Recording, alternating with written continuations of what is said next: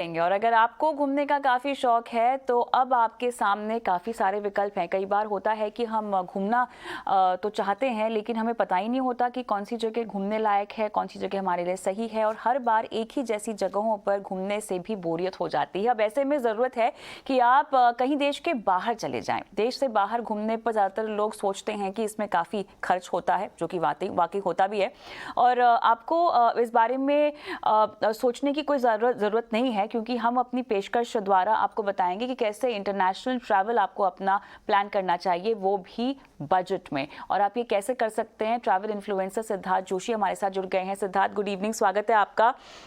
झटपट मुझे बताएं सबसे पहले कि आप कहाँ से आ रहे हैं, कहाँ से घूम कर आ रहे हैं, इंटरनेशनल ट्रैवल कौन सा किया अभी अभी? अभी लास्ट मेरा जो इंटरनेशनल ट्रैवल था वो एक कंट्री है किर्गिस्तान करके, जो सेंट्रल एशिया में लोकेटेड है। हाँ तो मैं लास्ट वहां पे गया था हाँ। And it was a budget travel frankly, so या ये बहुत बजट सारी ट्रैवल चीजें हैं शेयर इंटरनेशनली करने के हो लिए। पाता है क्या सिद्धार्थ? कैसे होता है ये बजट ट्रैवल इंटरनेशनली? बिकॉज जब भी ओके एडवांस प्लानिंग की ज़रूरत होती है, आई अग्री, बट देन जब भी मैं करने जाती हूँ तो फिर बहुत सारे पैसे देने पड़ते हैं, क्योंकि मेरी प्लानिंग एडवांस में नहीं होती। बजट प्लानिंग का मतलब क्या है इंटरनेशनल टूर्स के लिए? आई थिंक बहुत सारी चीजों के बारे में सोचना पड़ता है। उसमें सबसे पहले ये सोचना है कि आपके जो बिगेस्ट एक्सपेंसेस है वो क्या है।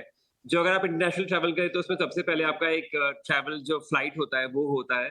उसके बाद आपका होटल स्टे होता है, और जो तीसरा होता है वो क्या एक्सपीरियंसेस आप करना चाहते हैं उस देश में, वो जरूरी है। तो इन तीनों चीजों के बारे में प्लान करना बहुत जरूरी है, और जितना आप पहले प्लान करें उतना ऑफ कोर्स वर्क्स। जैसे आपने बोला बहुत सारे लोग प्लान नहीं करते हैं बहुत पहले, तो उसमें मेरे पास एक टिप है जो मैं अक्सर यूज करता हूँ, स्पेशली अगर मैं अनप्लान ट्रैवल करने वाला हूँ जहाँ मुझे पता नहीं कौन से देश में भी जाना है। तो मैं स्काई स्कैनर करके एक एप्लीकेशन है वो यूज करता हूँ, जहाँ पे आप अपना एंट्री डेस्टिनेशन डालते हैं, और आपको जहां जाना है वो आप नहीं डालते हैं, एंड इट टेल्स यू कि आप कहाँ कहाँ फ्लाई कर सकते हैं और उसका कॉस्ट क्या होगा।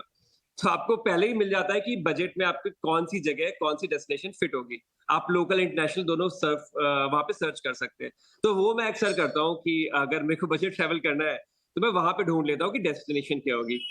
पर आई थिंक उसके बड़ा एक और जो बड़ा खर्चा होता है वो रहने का होता है कि होटल कौन सा है। और इसमें भी अगर आप थोड़ा स्ट्रेटेजिकली थोड़ा स्मार्ट है तो आप फिगर आउट कर सकते हैं। पर इसमें भी जैसे आप देखते हैं ना कि कई बार सोलो ट्रैवल कर रहे हैं, फैमिली ट्रैवल कर रहे हैं, कपल ट्रैवल कर रहे हैं, आपका बजट हर जगह डिफरेंट होता है, और आपको वो सोचना पड़ेगा पहले से। अगर सोलो ट्रैवलिंग कर रहे हैं तो आप ऑफ कोर्स बहुत सस्ते में ट्रैवल कर सकते हैं कहीं पे भी, भले ही वो इंडिया हो या अमेरिका हो। मैंने किया है यूएस में भी बैकपैकिंग ट्रैवल, जो बहुत अफोर्डेबल था, मतलब मैंने कुछ भी मेरे खर्चा पास नहीं किया तो फ्रैंकली। सिद्धार्थ, मेरे पास तो थोड़ी आप समय की कमी हो गई है, समय की थोड़ी सी कमी हो गई है, लेकिन मैं जानती हूँ कि आप बहुत लोकेशंस लेकर आए हैं, डेस्टिनेशंस लेकर आए हैं जहां पर बजट ट्रैवल के लिए हमारे दर्शक प्लान कर सकते हैं। बताएं कौन सी है जगह? तो मैं दो कंट्रीज पिक करूंगा अगर हिंदुस्तान से आप ट्रैवल करना चाहते हैं हम्म। बाहर। एक तो है नेपाल और एक है श्रीलंका, जो दो हमारे बहुत पास में है। श्रीलंका एक्चुअली बहुत ही अच्छी अच्छी जगह है अभी ट्रैवल करने के लिए, क्योंकि वहां पे टूरिज्म इंडस्ट्री फुली ओपन है और कॉस्ट काफी लो है। तो आप वहां पे लग्जरी ट्रैवल भी मिड रेंज ट्रैवल के कॉस्ट में कर सकते हैं। वहां फ्लाई करना बहुत एक्सपेंसिव नहीं है, वहां ट्रैवल इंटरनल ट्रैवल करना काफी इजी है। आप टैक्सीज काफी अफोर्डेबल होते हैं, ट्रेन होते हैं, बसेस होते हैं, आप सेल्फ ड्राइव कार्स यूज कर सकते हैं। वहाँ 5 स्टार होटल्स भी इंडिया के 3 स्टार होटल्स के प्राइसेस में अवेलेबल हैं अभी। तो मुझे लगता है वो काफी अच्छी डेस्टिनेशन है अभी ट्रैवल करने के लिए इंडिया से। दूसरा नेपाल है। अगर आप नेशनल ट्रैवल, काफी आपको पहाड़ों में इंटरेस्ट है या आप जाना चाहते हैं थोड़ा नेचर के पास, हाइकिंग ट्रैकिंग में इंटरेस्टेड है, तो नेपाल बहुत अच्छी जगह है। आप वहाँ फ्लाई तो कर ही सकते हैं, आप इंडिया से ड्राइव करके भी डायरेक्टली जा सकते हैं नेपाल में। You don't need a visa, so it's very easy to go to Nepal. So I think these two destinations are बहुत अच्छे हैं आपके इंटरनेशनल ट्रैवल करने के लिए हिंदुस्तान से इस समय पर। सिद्धार्थ ये बताएं, भूटान कंसिडर नहीं करना चाहिए किसी को? सो भूटान करना चाहिए कंसिडर, बट भूटान में बजट ट्रैवल में नहीं बोलूंगा आपको। ओके। स्पेशली अभी भूटान ने इंक्रीज किए हैं अपने जो लोकल, एक्चुअली इंडिया के साथ उनका रिलेशन बहुत अच्छा है, तो हमें थोड़े एक्स्ट्रा प्रिविलेजेस ऑलरेडी मिल जाते हैं, हमारे लिए हम्म। इतना एक्सपेंसिव नहीं है वहां जाना। बट व्हाट हैपेंस इज कि आपको वहां पे हमेशा एक लोकल जो टूरिस्ट एजेंसी होती है उसके साथ लाइजनिंग करना पड़ता है हमेशा ही। आप अपने आप ट्रैवल वहां ऐसे ही नहीं कर सकते।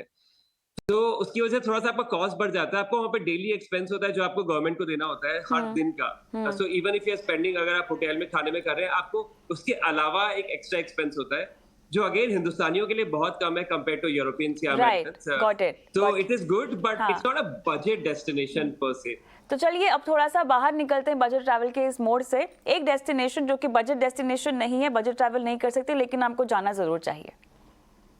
मेरे हिसाब से अगर आप हिंदुस्तान से ट्रैवल कर रहे हैं आपको मॉरिशस जरूर जाना चाहिए, क्योंकि वो जगह इतनी खूबसूरत आप है। बजट ट्रैवल से निकल के सीधा सीधा मोस्ट लग्जरियस ट्रैवल पे चले गए, मतलब एकदम अलग ही एक्सट्रीम पर रहा सिद्धार्थ। नहीं, so I want to break that misconception about Really? अच्छा। वो बजट ट्रैवल नहीं है, पर आपका मिड रेंज ट्रैवल आप वहाँ इजीली कर सकते हैं, क्योंकि वहाँ पे जो आपके अकोमोडेशंस होते हैं, आपका फ्लाइंग में थोड़ा एक्सपेंस होगा, ठीक है, 50-60,000 आपका वहाँ पर हो जाएगा, पर आप वहाँ जब होटल में रुकते हैं वहाँ बहुत सारे हॉस्टल्स अवेलेबल है, वहाँ बहुत सारे होटल्स अवेलेबल है जहाँ पे आप लॉन्ग टर्म स्टे कर सकते हैं। तो अब अगर आप 10-15 दिन या एक हफ्ता रहना चाहते हैं तो दे बिकम वेरी चीप, और आप खाना खुद कुक कर सकते हैं अंदर, तो आपका खाने का खर्चा विल बी रिमूव, आप कपड़े खुद धो सकते हैं, लॉन्ड्री का is remove. So actually Mauritius हमें लगता है कि बहुत एक्सपेंसिव जगह है, पर मेरे एक्सपीरियंस में वो मिड रेंज ट्रैवल में है। एक्सपेंसिव ऑफ कोर्स है अगर आप वैसा खर्चा करना चाहते हैं, पर अगर आपके पास बजट नहीं है, आई वुड जी। Say for a couple it's a great destination to go. तो आप जरूर वहां जाइए, डरिए मत कि बहुत खर्चा होगा। चलिए, मेरे ख्याल से आपको शो पर आज लाने का फायदा ये हुआ है कि आगे वीकेंड है और जितने भी लोगों ने आपकी बात सुनी है वो झटपट वीकेंड पर प्लान कर सकते हैं कि आने वाली छुट्टियां उन्हें इंटरनेशनली कहाँ और कैसे बितानी है, बजट की सेटिंग बिल्कुल। कैसे करनी है। सबसे पहले सिद्धार्थ, अच्छा लगा आपसे बात करके, बहुत बहुत धन्यवाद आपने शो पर शिरकत की। धन्यवाद आपका भी। चलिए, इसी के साथ मुझे भी आज के शो के लिए इजाज़त दे, लेकिन एक नंबर जाते जाते आपकी स्क्रीन पे फ्लैश करवा रही हूँ। ये नंबर हमारा व्हाट्सएप नंबर है जहाँ पर हमें इंतज़ार होता है आपके फाइनेंशियल प्लानिंग से जुड़े सवालों का, और हम आपकी शो पर कराते हैं लाइव फाइनेंशियल प्लानिंग। इस नंबर पर अपने सवाल भेजिएगा, इंतज़ार रहेगा। नमस्कार।